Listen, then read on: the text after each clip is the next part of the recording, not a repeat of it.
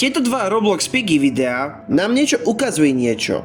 Na Hello Employee video tu je nejaká malá prezentácia od spoločnosťou, ktoré sa volá EEP, podnikateľský program Evalia.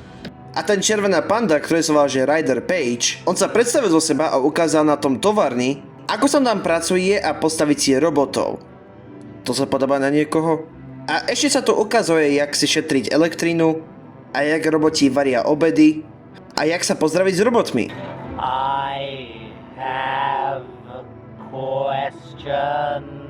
No ale z niečoho, tento prezentačné video sa stalo nejaký horor. Pretože Ryder Page nakoniec na tejto prezentácie sa mu ukázal tie 4 roboty, ktorý chce niečím pomstiť. A jeden pracovník, ktorý sa volá že Benjamin, sa zbadal tento prezentácie, čo sa tam stalo a majú tam niečo neslušné. Takže musí ukázať toho majiteľa, čo sa v tom videu stalo. A ten video musí natáčať znova a bude teraz režisérovať tento orangutan, ktorý sa volá že Mudson. A on je majiteľ na EEP. What's with the scarf, Harry?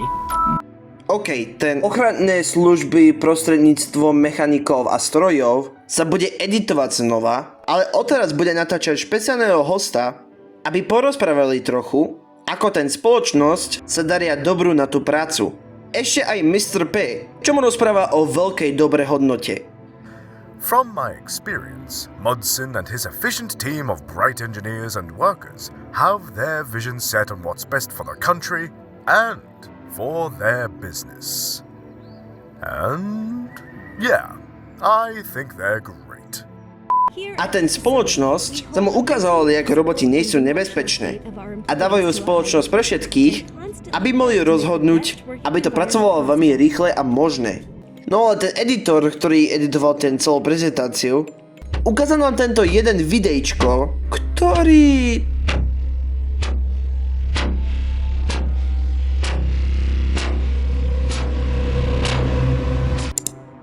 nám neukázal prečo.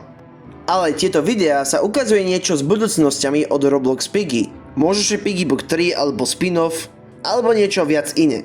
A ďalšie tajomné video bude niečo o smutnej siene. Takže to uvidíte až na budúce.